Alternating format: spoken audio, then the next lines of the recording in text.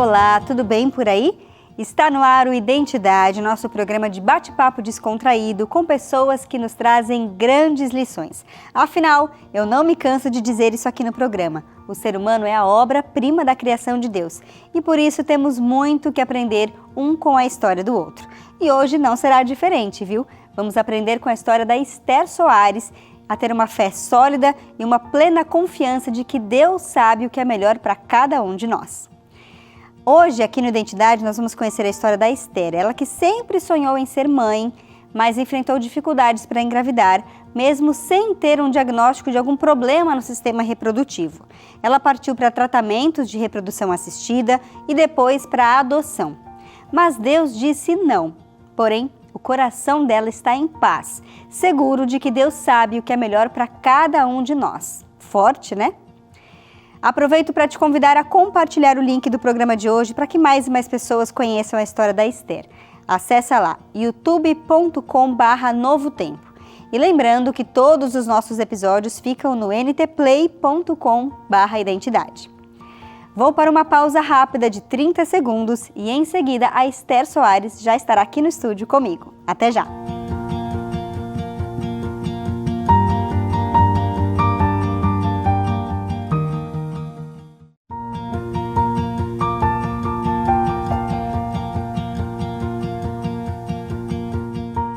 Esther Soares é paulistana, casada com Luciano Moura, caçula de uma grande família, ama ouvir músicas, ler e escrever.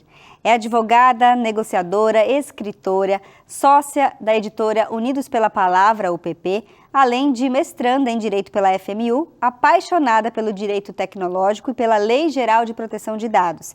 E ela é professora também universitária de Direito no Centro Universitário Adventista de São Paulo. É autora de alguns livros, participou na organização, edição e publicação de quase 200 livros. E, além disso, não podemos deixar de citar aqui a sua trajetória no voluntariado, em abrigos de crianças e adolescentes, conciliadora e mediadora judicial, e também foi membro efetivo de comissões da OAB de São Paulo.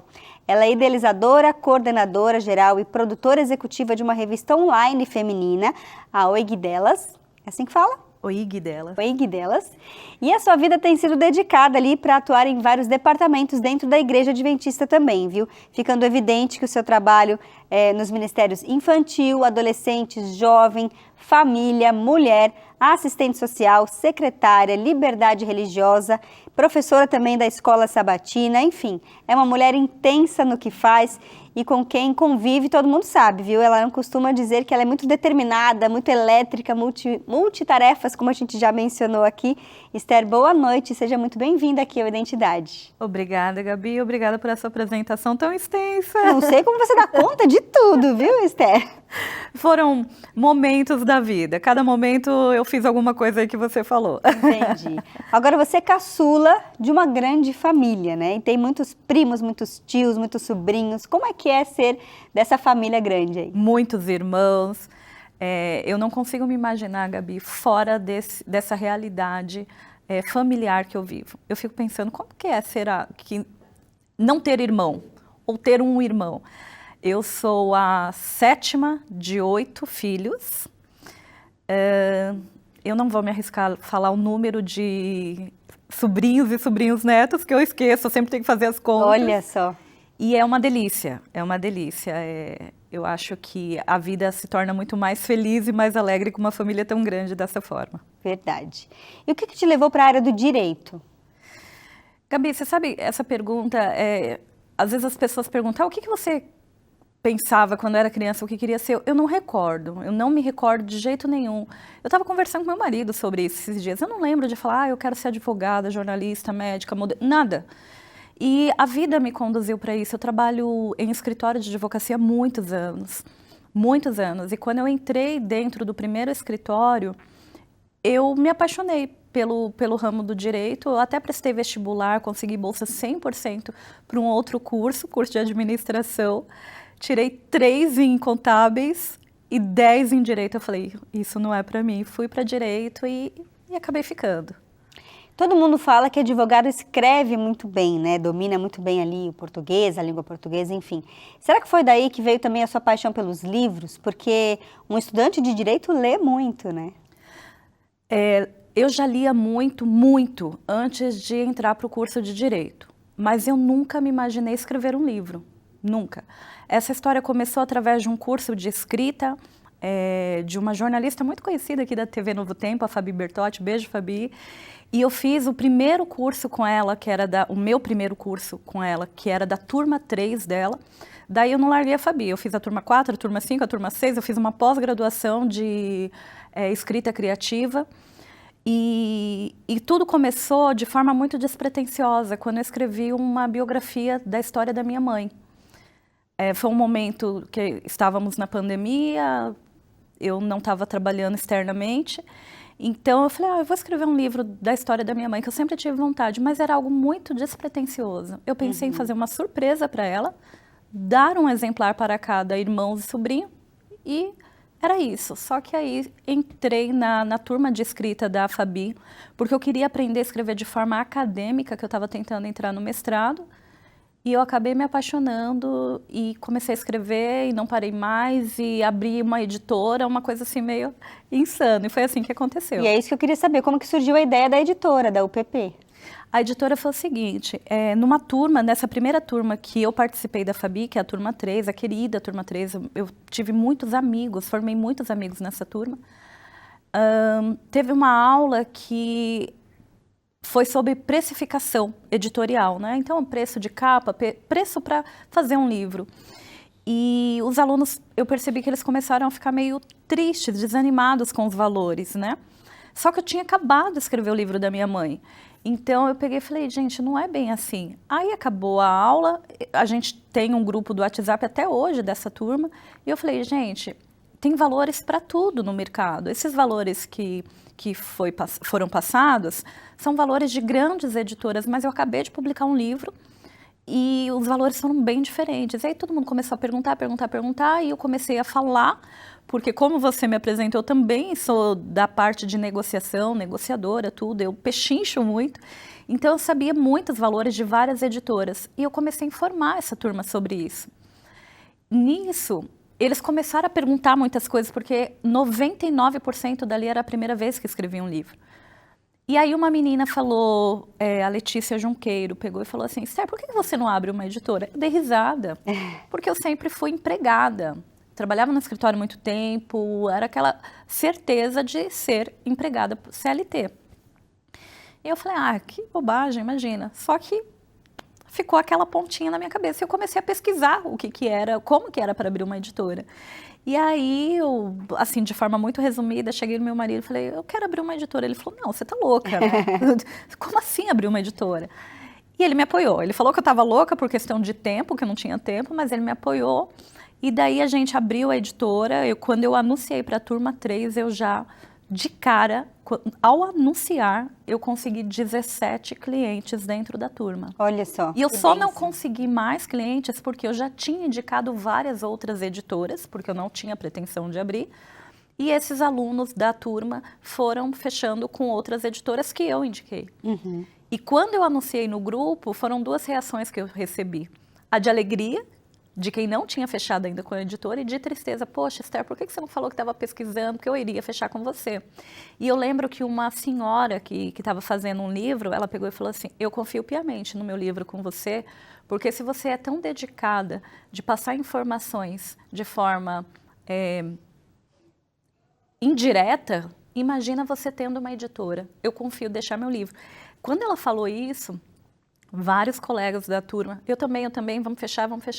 E assim, a gente já abriu a editora com 17 clientes, autores, e hoje a gente tem mais de 220, 250. Pois é, você já editorou mais de 200 livros? Mais de 200, com certeza. É bastante coisa. Eu levo esse número como referência através da CBL, que é a Câmara Brasileira de Livros, que tem livros, a quantidade de livros registrados com a nossa editora.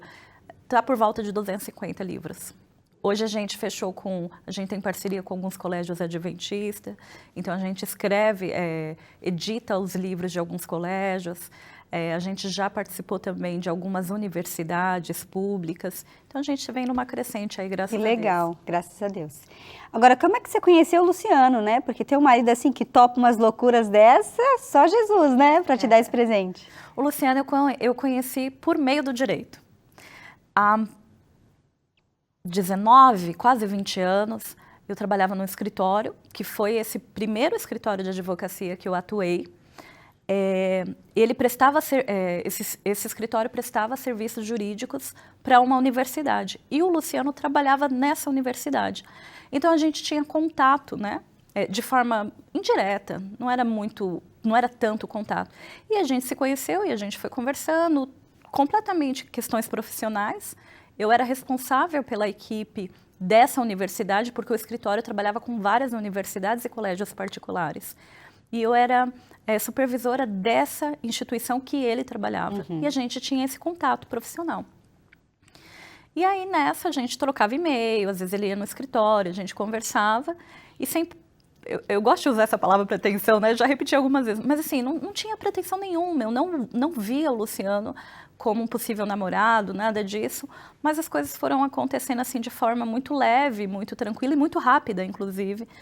E aí a gente saiu algumas poucas vezes, eu lembro que durante um mês a gente saiu 4 vezes, uma vez exatamente por semana, a gente morava bem distante em São Paulo, eu era de uma região, ele é de outra, e aí efetivamente a gente começou a namorar, não passou muito tempo, 1 ano, 3 meses a gente casou, e hoje estamos aí 17, quase chegando 18 anos de casados.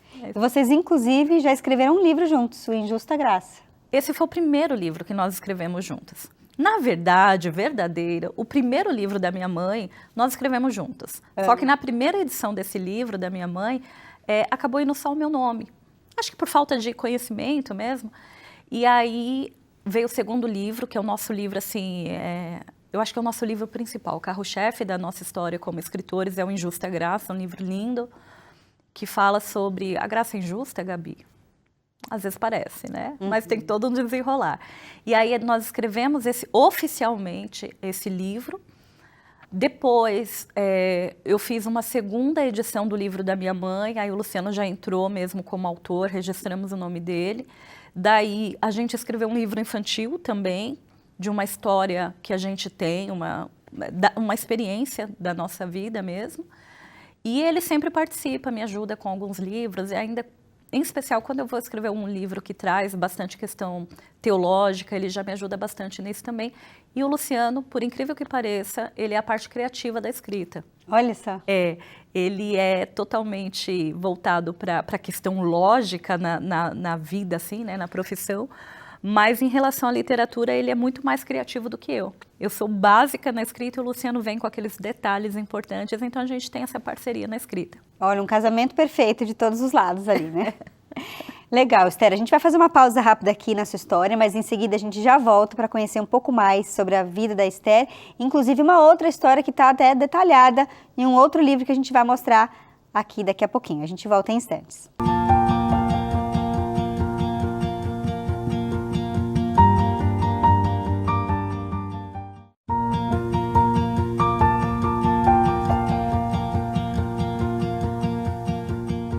Identidade de volta hoje conhecendo a história da Esther Soares, ela que é cristã desde nascença, sempre envolvida com os ministérios da igreja, é advogada de formação, professora universitária na área do direito, é sócia da editora UPP, casada com o Luciano Moura há quase 18 anos e já ajudou muita gente a publicar um livro, inclusive eu, né, Esther?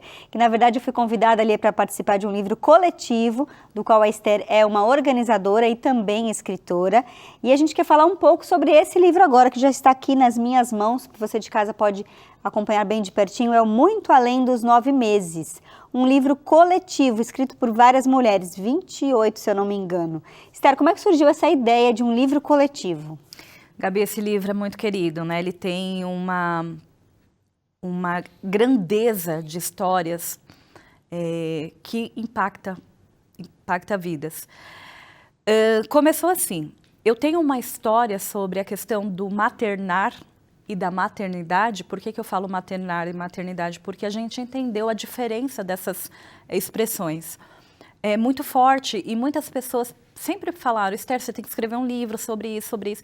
E eu confesso que eu não me sentia à vontade de escrever um livro.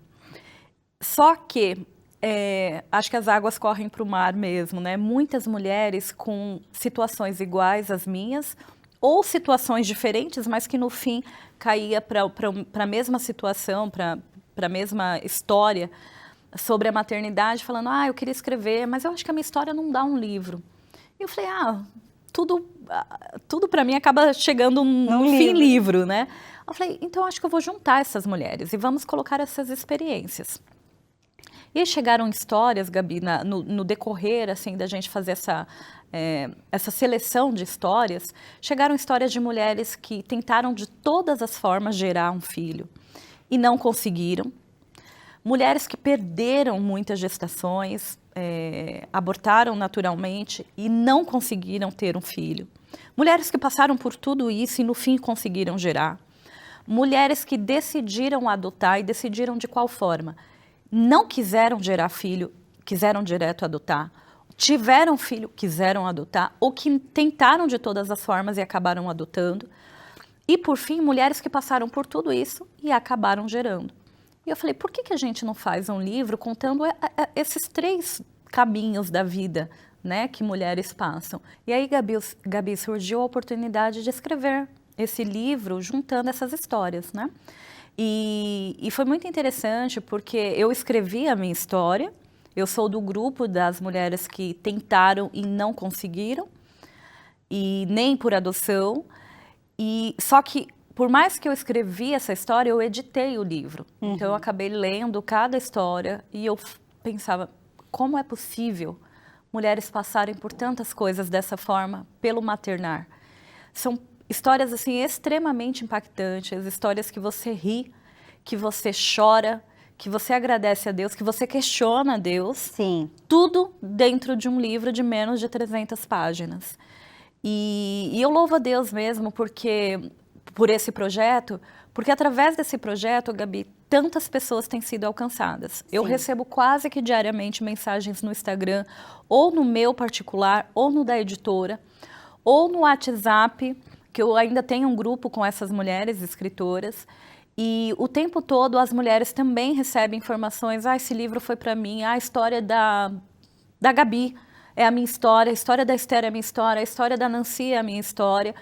E qual o sentido desse livro que nós entendemos? Que esse livro abraça as mulheres. Sim. Porque, Gabi, é impressionante, todas as mulheres passaram por algumas situações pelo maternar. Eu quero aproveitar esse momento para oferecer você de casa essa revista Esperança aqui, Marcadas pela Fé. Quando você contar a sua história, que é parecida com uma mulher que muitas vezes pode já estar na Bíblia. Eu lembrei aqui de uma mulher que passou pelo mesmo problema, né? A gente está falando de Ana, que foi uma mulher de oração, assim como a Esther, que com certeza ora muito até hoje, e ela queria se tornar mãe e descobriu que era estéril. A Ana sofreu uma pressão envolvida ali pela esterilidade, mas foi uma mulher de fé, não desistiu dos seus sonhos. E você pode saber mais sobre a história de Ana, de outras mulheres de fé, aqui nessa revista Esperança Marcadas pela Fé. É só pedir o seu exemplar, é de graça, através do 12 21 27 31 21.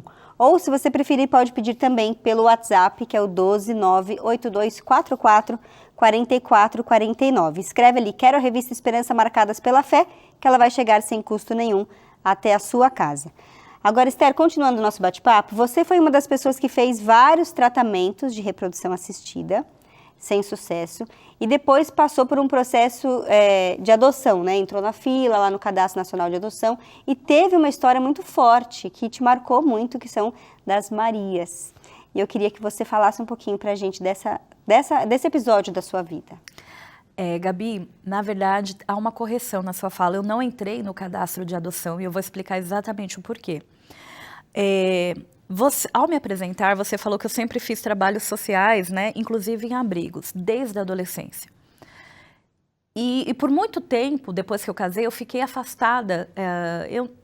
Por questões da vida, da correria, eu parei por um tempo de ir em abrigos. Em 2015, eu voltei a Abrigos, achando tranquilo, já fiz tanto isso, só que eu não sabia, Gabi, que eu tinha uma outra mentalidade. Antigamente, eu tinha uma mentalidade social. Em 2015, eu tinha uma mentalidade maternal. Então, eu fui para Abrigos, meu marido foi comigo também para um abrigo, perto de casa. E lá a gente conheceu várias crianças, bebês, adolescentes, né? E a gente se apaixonou por quatro irmãs, escadinha ali. 2, 4, 5 e 7 anos.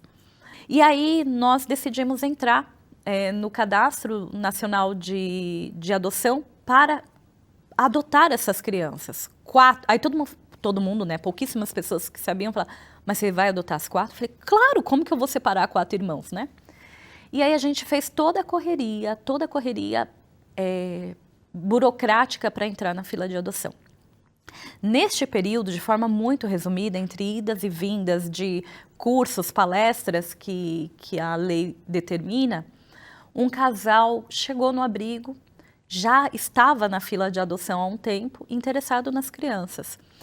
E a justiça permitiu que eles fizessem aquele estágio de convivência, que é normal, e levaram as crianças. A gente tinha uma pessoa muito de confiança dentro do abrigo, que essa pessoa gostava da gente, essa pessoa tinha certeza que a gente ia adotar as crianças, as crianças queriam ser adotadas por nós, a ponto de a gente já estava sendo chamado de pais e mães, lá, né, pai e mãe, lá dentro do abrigo. Pelas Marias e também pelas demais crianças que falavam, são os pais das Marias. Estava tudo certo, todo mundo sabia. Era raro alguém querer aparecer um casal doido que quisesse 4 crianças, mas apareceu um outro casal. Levaram as crianças num período já de fim de ano, as crianças passaram 2 semanas lá e a gente chorava muito, só que a gente recebeu uma ligação, Esther, aconteceu algo, devolveram as crianças. Essa devolução, Gabi, trouxe pra gente uma sensação de tristeza, porque mais uma vez essas crianças estavam passando por uma perda.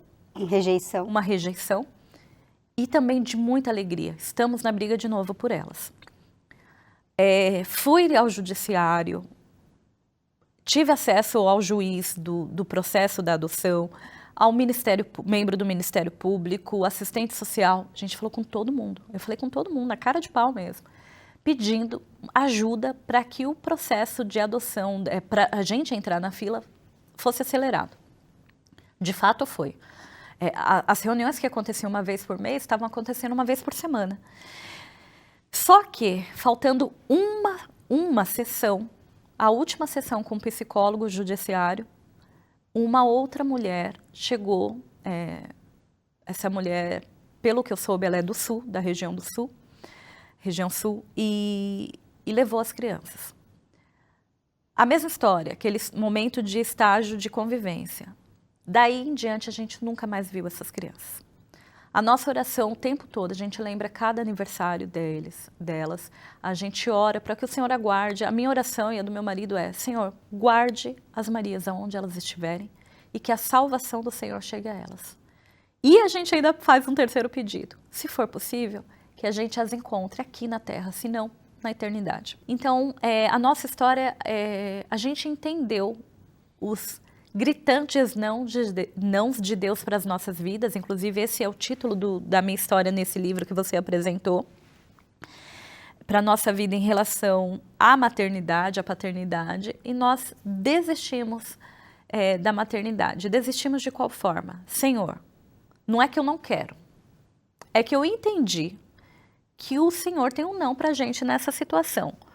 O porquê, Gabi, eu não sei.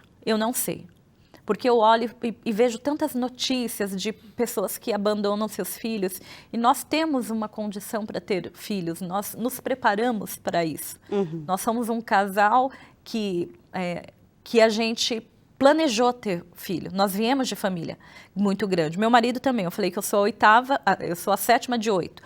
O meu marido é o 6º de 7 filhos. Então nós temos uma família muito grande, para a gente seria isso natural. Mas a gente descansou no Senhor. De forma muito resumida, essa é a minha história. Uhum. Mas vai muito além de tudo isso. Vai muito além, né? O nosso tempo, infelizmente, acabou, Esther, mas eu quero agradecer e reforçar essa última mensagem que você disse. Você descansou no Senhor nesse sentido, entendeu que era o não a resposta, pelo menos por enquanto. E essa fé é muito importante a gente mostrar para as pessoas, que apesar de tudo que aconteceu com você, você não perdeu a fé naquele que é o seu Criador. Então quero te agradecer mais uma vez por estar aqui. Quem ficou curioso, não só com a história da Esther, mas de outras também, o livro está aí à disposição para você. E a gente se encontra no próximo Identidade. Tchau, tchau.